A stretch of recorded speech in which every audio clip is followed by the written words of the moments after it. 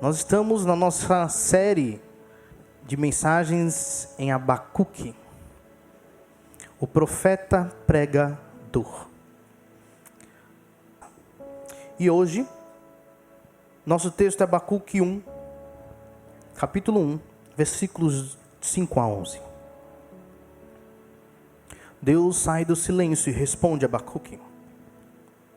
A palavra do Senhor diz: Vede entre as nações, olhai, maravilhai-vos e desvanecei, porque realizo em vossos dias obra tal que vós não crereis, quando vos for contada.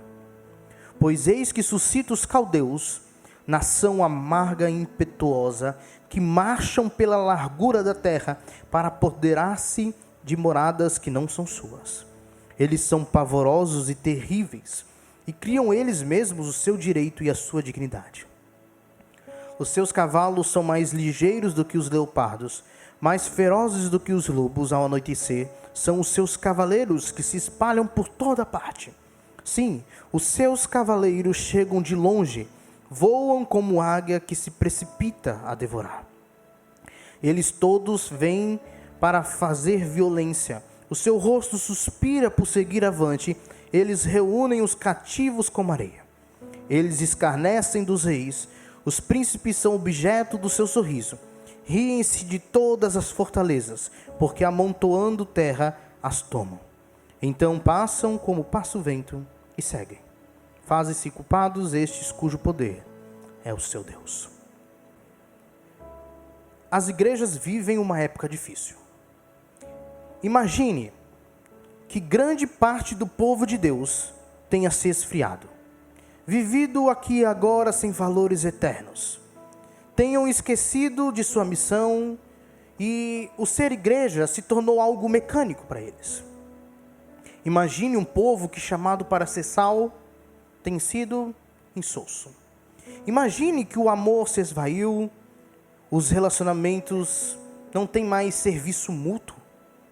Imagine que seja um povo que, mesmo que diga, pertencemos a Deus, na realidade, sua vida fosse como se esse Deus não existisse. Literalmente, uma igreja que se esquece do Senhor. Imaginou? Agora, imagine que os feiticeiros, ateus, satanistas, muçulmanos, se levantassem como um povo só, vindo contra a igreja, com o objetivo: matar muitos, prender tantos outros e maltratar a todos. Imaginou?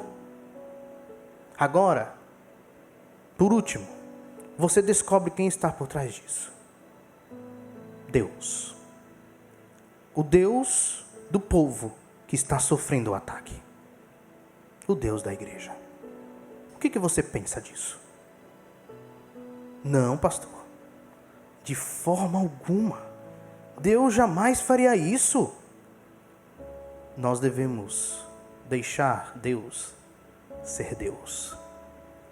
Nosso tema de hoje: quando Deus coloca mais lenha na fogueira. Quando nos deparamos com textos como este que lemos, pode surgir no coração um questionamento sobre Deus. Se realmente essa é uma atitude coerente com quem Ele é. Ele é justo, amoroso, bondoso, entre outras características. Diante disso, dúvidas atormentam muitas pessoas, principalmente relacionado à origem do mal. Será que Deus é o originador do mal? Temos os que ignoram a realidade do mal. Temos os que usam o mal como argumento para negar a existência de Deus. Tem outros que nem ignoram, nem negam a Deus, mas usam de acordo com o que lhe convém. Para iniciarmos, precisamos discernir entre o mal físico e o mal moral. Há o mal físico, por exemplo, visto em tudo aquilo que é manifestado no material. Catástrofes, o sofrimento de forma geral, é o mal físico. Mas também há o mal moral, que nós queremos dizer sobre o pecado. Há uma diferença entre eles, mesmo que nós entendamos que o mal físico seja consequente do mal moral. Mas, por exemplo, Isaías 45:7, o Senhor diz: eu formo a luz e crio as trevas, faço a paz e crio o mal. Eu, o Senhor, faço todas essas coisas. Ele não está falando sobre o mal moral, mas sim sobre o sofrimento.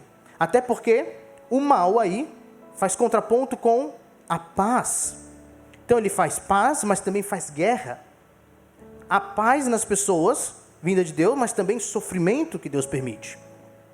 O Senhor tem o seu caminho na tormenta e na tempestade, e as nuvens são a poeira dos seus pés. Naum, capítulo 1, versículo 3. Deus enviou o dilúvio, julgou várias vezes Israel e outras nações, e continua muitas vezes trazendo sofrimento como julgamento para as nações, incluindo os seus. Então, o mal pode estar relacionado com o sofrimento e ou o pecado. Sabemos que Deus tem relação direta com o sofrimento, de certa forma, que Ele permite isso. Mas em relação ao mal moral, Deus não se relaciona, a não ser por meio da punição, do julgamento ao mal moral. A Bíblia nos diz que ninguém ao ser tentado diga: sou tentado por Deus, porque Deus não pode ser tentado pelo mal, e Ele mesmo a ninguém tenta. Deus não é o autor do pecado, mas permite que seres criados caminhem em oposição a Ele, seguindo a natureza pecaminosa. Nós não podemos confundir entre mal moral e mal de sofrimento. Vemos em Abacuque a manifestação dos dois tipos de mal. Abacuque está vendo o mal da sociedade, a maldade, o pecado, o mal moral. Está vendo o mal físico, o sofrimento que o povo vai receber com a invasão babilônica, que também é um povo moralmente mau. E ele, Abacuque, o profeta, está também no mal terrível de sofrimento, por conta do que ele está vendo. O pecado de Judá, o sofrimento que Judá vai receber de um povo que é tenebroso, um povo que é maldoso. Há manifestações aqui do mal. Mas já que nossa passagem fala sobre o julgamento de Deus, trazendo diretamente o mal físico sobre Judá, um certo tipo de sofrimento, precisamos entender quais eram os enfoques sobre a relacionamento e justiça de Deus na época de Abacuque, até aquele momento que eles tinham de revelação. Nós temos, por exemplo, a justiça retributiva de Deus. O que é isso? Se o povo obedece, Deus abençoa.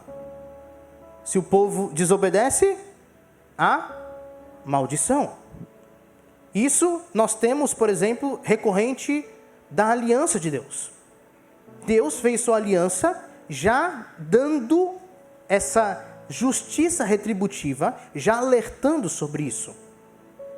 Nós também temos a ideia de uma justiça que poderia demorar, isso na visão humana, claro, mas logo viria. Temos os salmos e os profetas também com esse tipo de visão.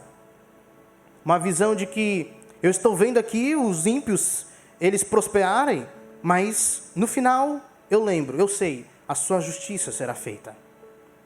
Nós temos isso em diversos salmos, e também em alguns profetas.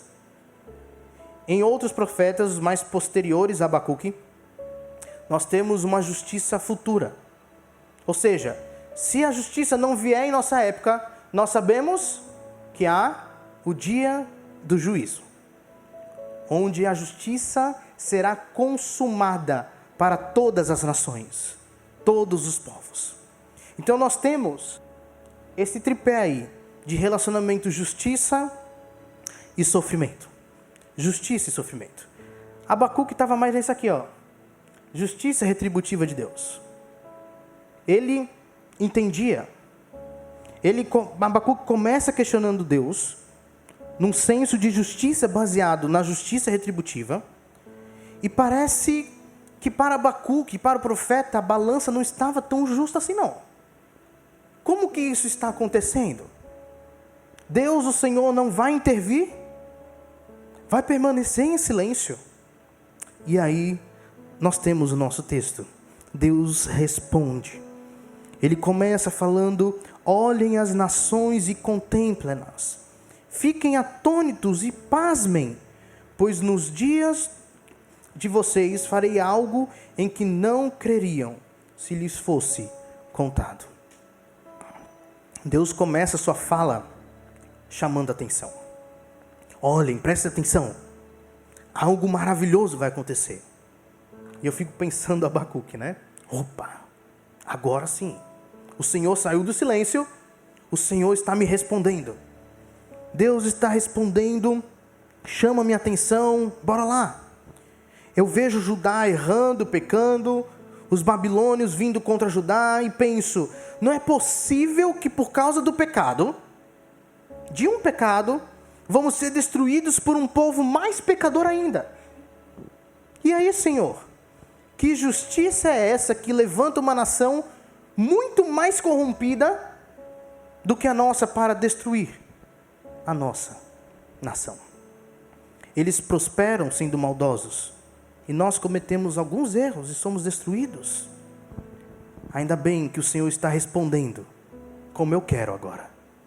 E a pergunta é: será? Quando se está pegando fogo, como a gente viu, às vezes Deus coloca mais lenha na fogueira. E nós temos a primeira lenha. Deus dá uma resposta surpreendente, totalmente inesperada. Ele diz no versículo 6, chamou a atenção de Abacuque para falar isso aqui: estou trazendo os babilônios, nação cruel e impetuosa, que marcha por toda a extensão da terra para apoderar-se de moradias que não lhe pertencem. Deus responde que vai destruir Judá por meio de um inimigo muito pior do que a própria Judá. Os caminhos de Deus, às vezes, são misteriosos. Ele vai usar pagãos para julgar o seu próprio povo. E qual o problema disso? É que, a semelhança de muitos de nós, Abacuque e seus contemporâneos presumiam que Jeová fosse um Deus que protegesse os seus e castigasse os incrédulos. Hoje ainda, há muitos crentes que pensam que Deus é sempre bom, ou seja, quando está trazendo paz, alegria, felicidade para os crentes, e sempre punidor dos não crentes. Os judeus tinham um provérbio sobre os gentios que dizia: Deus fez os gentios para serem o combustível do inferno. Eles gostavam, dos gentios, bastante, pelo jeito, Mas Deus usa os pagãos. Deus usa. Ele usa gente de fora do seu povo. Em Isaías 44, 28, ele chama Ciro de meu pastor. Em Isaías 45, 1, chama Ciro de ungido. Em Jeremias 25, 9, o invasor caldeu Nabucodonosor é chamado por Deus de meu servo. Em Isaías 10, de 1 a 4, Deus diz que vai usar a Assíria como vara da minha ira para julgar a iniquidade de Israel, o reino do norte. Deus levantou pagãos contra o seu próprio povo, porque Deus usa quem quer, quando quer e da forma que quer. E não deve nada a ninguém por isso. Só a Ele mesmo. Porque Ele não vai contra o seu caráter. Ele não vai contra quem Ele é. Deus, às vezes, dá respostas inesperadas às nossas orações. Isso, mais do que qualquer outra coisa, foi o que deixou Abacuque perplexo. Por um longo tempo, Deus não responde. E quando faz, o que diz é mais misterioso do que o seu próprio silêncio.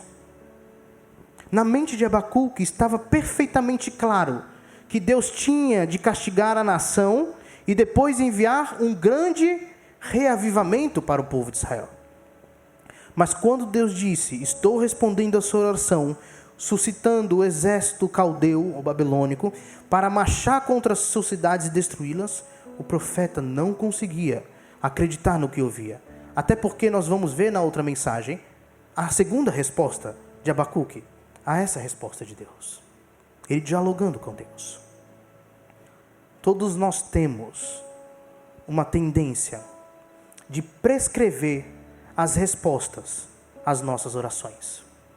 A gente faz oração já pensando na resposta que a gente quer. A gente faz isso. Pensamos que Deus pode manifestar-se somente de uma forma, ou talvez de duas, mas no máximo de 3 formas. Mas o Senhor nos ensina, por meio de sua palavra, que Ele às vezes responde às nossas orações, permitindo que as coisas piorem antes de melhorar. Isso acontece. Isso nos ensina que quando tratamos com Deus, devemos estar preparados para o inesperado também. Deus não se amolda aos nossos pensamentos e à nossa vontade. Deus não precisa representar para conquistar a gente.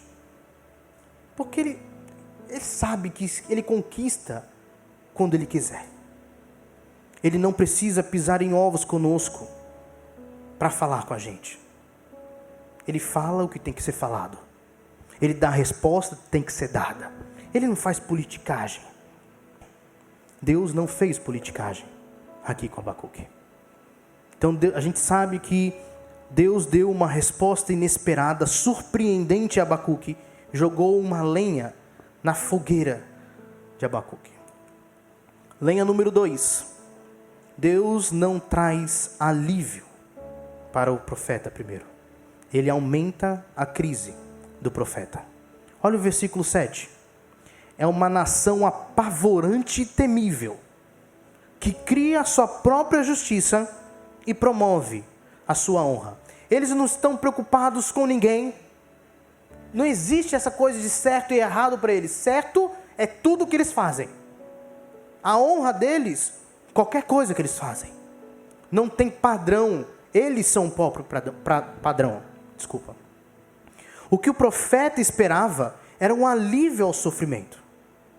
Um alívio à crise que estava passando. Mas Deus, com sua resposta inesperada, Ele aumentou a crise do profeta. É como se acontecesse assim. Abacuque olha para a situação. Deus o faz enxergar e procura o que para ele seria justo. Salvar Judá dos babilônios. Nação cruel, e pede socorro a Deus. Ele fala na sua oração, no seu questionamento: até quando eu vou gritar violência e o Senhor não salvará? Aí Deus responde: Abacuque, se prepare, porque o que eu farei é algo de cair o queixo. Olhem e fiquem atônitos. Estou trazendo os babilônios para destruir vocês, para prender vocês. O que podemos enxergar é que tribulação faz parte do agir divino. E pasmem, faz bem ao coração do salvo. Podemos dizer que de primeira é difícil concordarmos com isso. Nem o próprio profeta reage concordando. Mas Deus não para na tribulação.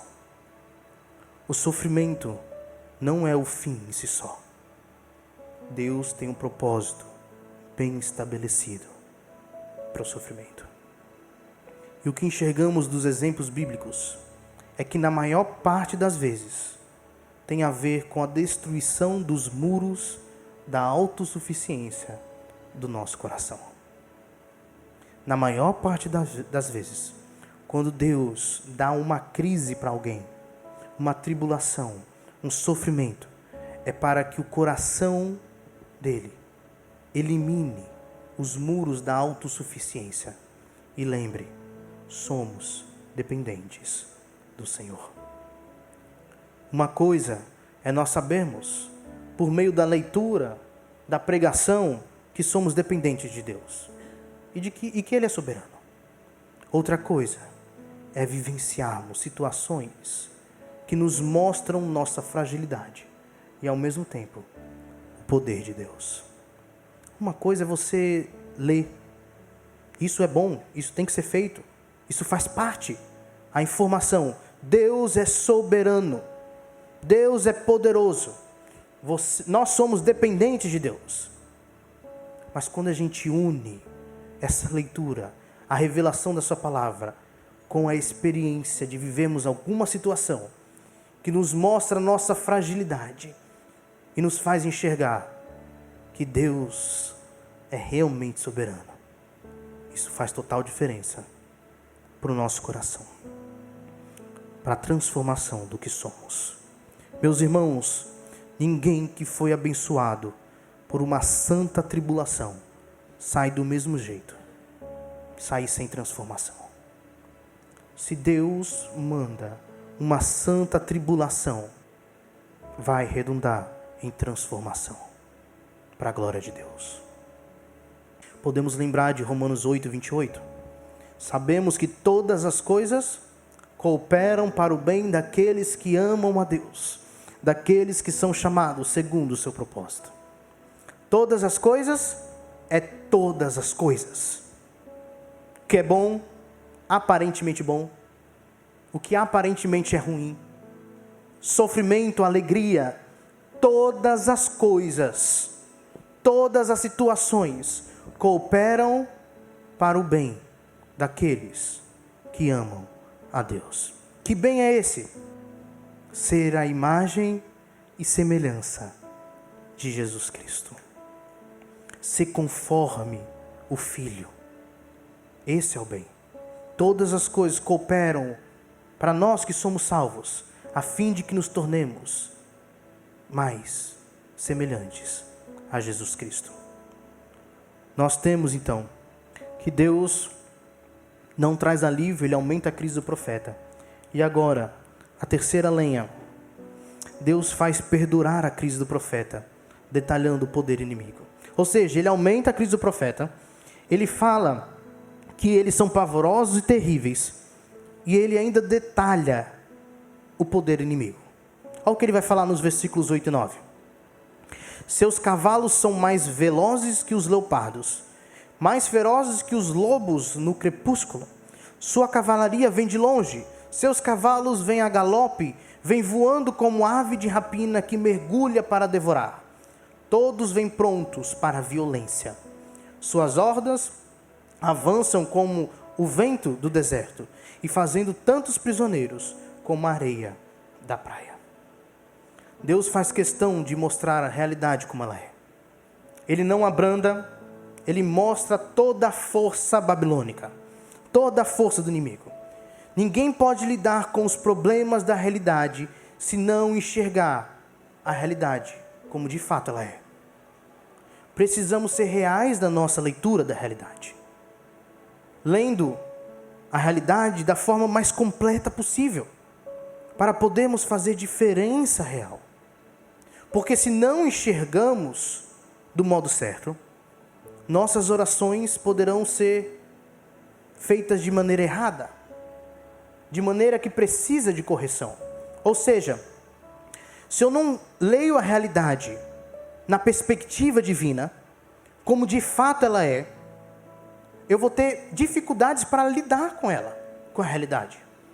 Porque a minha leitura já está deficiente. Eu não vou orar da forma correta. Eu não vou pedir a Deus o que eu deveria estar pedindo a Deus. Porque eu estou lendo a realidade de forma incompleta, de forma errada. Então é isso que Deus faz com Abacuque. Ele abrange a leitura da realidade de Abacuque, mostrando o poder inimigo, para ele saber a força que vai ser os babilônios contra Judá. Com essa lenha jogada na fogueira, a crise do profeta aumenta. Sua angústia, seu sofrimento, seu medo. Meus irmãos, às vezes não entendemos algumas coisas que acontecem na nossa vida.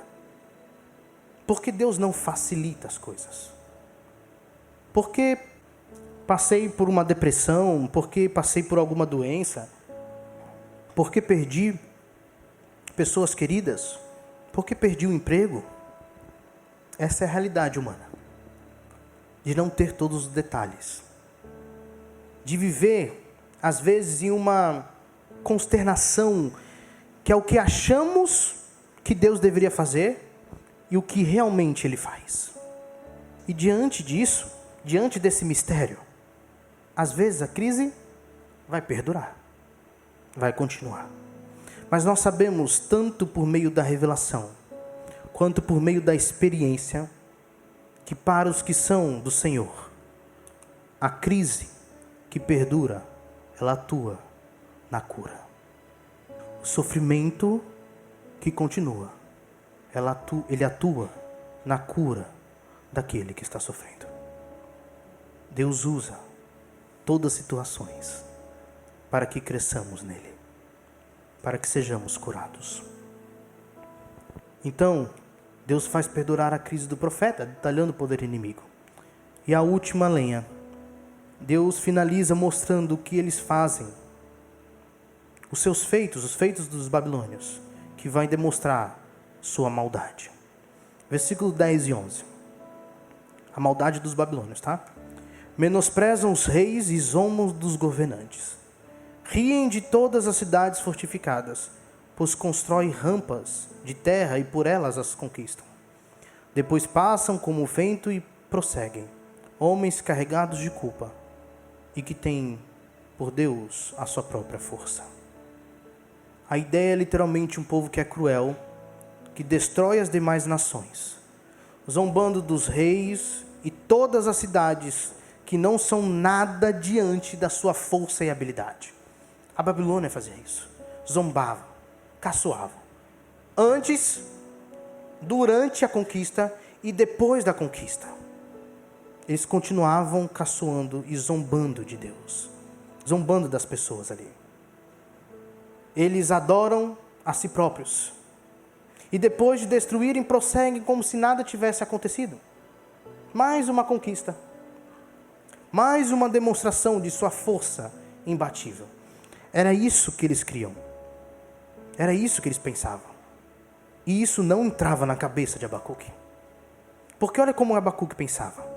Eles não apenas destruirão Judá, o templo, e nos levarão cativos, mas eles vão olhar e pensar que Deus, o nosso Deus, perdeu a batalha para os deuses deles.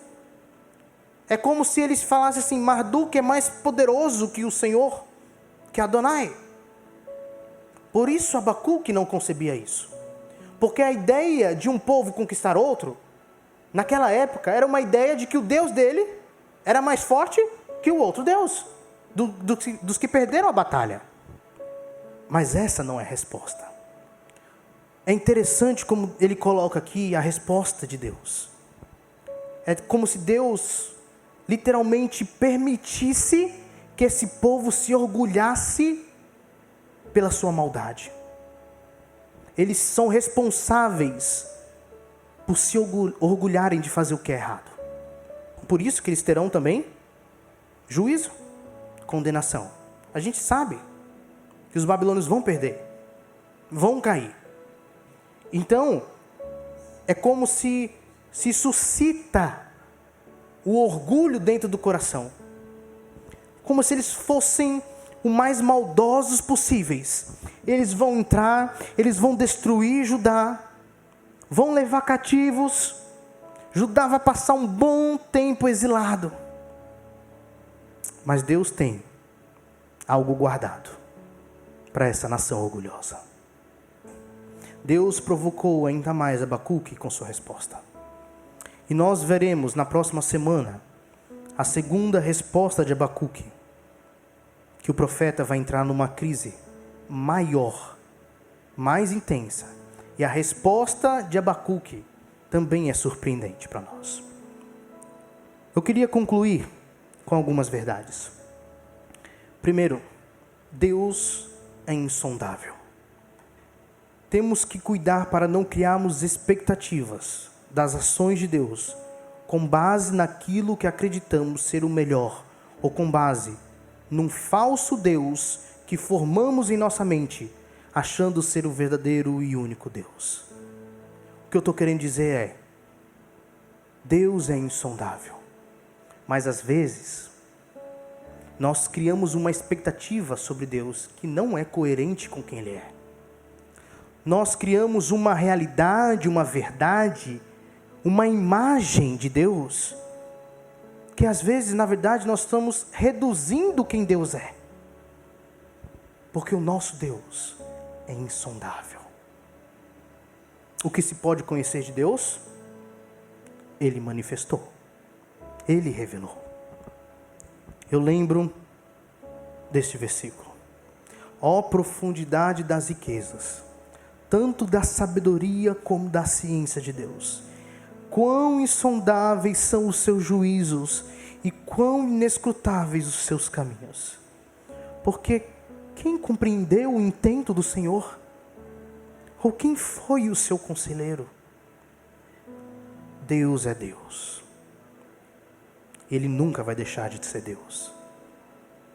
Nós temos que nos amoldar a quem Ele é, ao seu caráter.